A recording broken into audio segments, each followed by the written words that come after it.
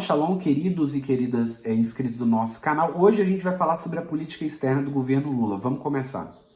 Inicialmente, a gente tem que falar que, segundo o diplomata e chanceler Celso Amorim, a diplomacia do governo Lula é uma diplomacia ativa e altiva.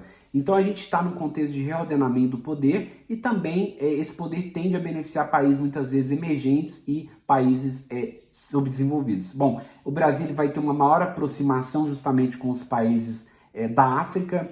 No caso da África Austral, a gente tem justamente a assinatura do acordo entre o Mercosul e a SACU em 2008, o Southern African Customs Union, e também com o Egito, um ALP no caso, com o Egito em 2010, Mercosul e Egito. De exemplos de integração do governo Lula é realmente vasto, porque a gente teve, por exemplo, uma cúpula da América do Sul com os países árabes logo em 2005. Também a gente teve outra cúpula no ano seguinte com os países da África, a cúpula América do Sul, África em 2006. Um ponto importante é como o próprio artigo 4º ele diz no seu parágrafo único, a busca por uma maior integração sul-americana.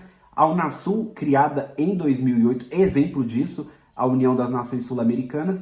E no caso da integração latino-americana, a gente tem a criação da CELAC em 2010, que vai entrar em vigor em 2011. No Oriente Médio, a gente tem vários exemplos, por exemplo, o reconhecimento do Estado da Palestina em 2010 e da condenação dos Estados Unidos devido ao ataque ao Iraque, em que morre o diplomata conhecido Sérgio Vieira de Mello, diplomata da ONU, não do Brasil, não podemos confundir isso. Além disso, o Brasil também, no contexto do Oriente Médio, o Brasil vai sim assinar um acordo nuclear com o Irã, que vai ser oposto pelos Estados Unidos no caso da declaração de Teherã. A gente não pode falar também da Argentina, que faz fronteira com o Brasil, um grande parceiro comercial do Brasil, o terceiro maior país depois de Estados Unidos e China.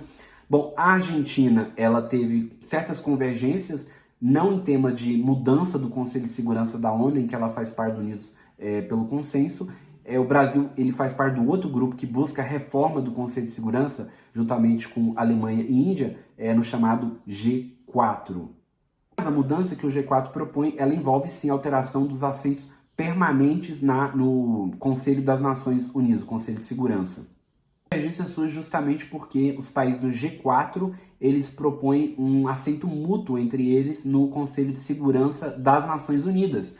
O grupo Unidos pelo Consenso não, eles querem que fique do jeito que está, com os assentos já de França, China, Inglaterra, no caso Grã-Bretanha, Estados Unidos e França. Então, esses países não querem a alteração. Tanto é que o G20 não poderia, nos seus foros, dar declarações de apoio, por exemplo, a um pleito brasileiro no Conselho de Segurança, num assento permanente, eventualmente. Do G20 financeiro, a gente tem o G20 financeiro e o G20 comercial, a gente não pode confundir esses dois foros que são diferentes, não são organizações internacionais, mas o G20 comercial lida em geral com temas ligados à agricultura, temas agrícolas, e o G20 financeiro lida justamente com as instituições de Bretton Woods, o Banco Mundial e o FMI, criados em 1944. Bom, o Brasil defendeu a partir da crise de 2008 um maior engajamento e inclusive mudança dessas estruturas no aspecto de governança, isso proposto dentro do G20 financeiro a partir da crise de 2008.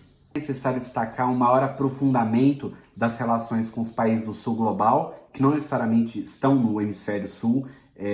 A relação sul-sul ela aumentou. A gente também tem um aprofundamento no contexto do IBAS, no contexto do próprio BASIC e vários outros foros dos quais o Brasil participa. A gente também teve um maior engajamento em pleitos da OMC no contexto da rodada Doha, que o Brasil impetrou justamente em casos como o suco de laranja, o caso famoso do algodão, que é um dos casos mais duradouros da OMC. Por fim, para terminar esse curto episódio, então a gente está falando sobre a breve política externa do governo Lula. É claro que daria para ficar horas aqui falando sobre isso, mas para terminar a gente fala um pouquinho sobre a relação do Brasil com os Estados Unidos.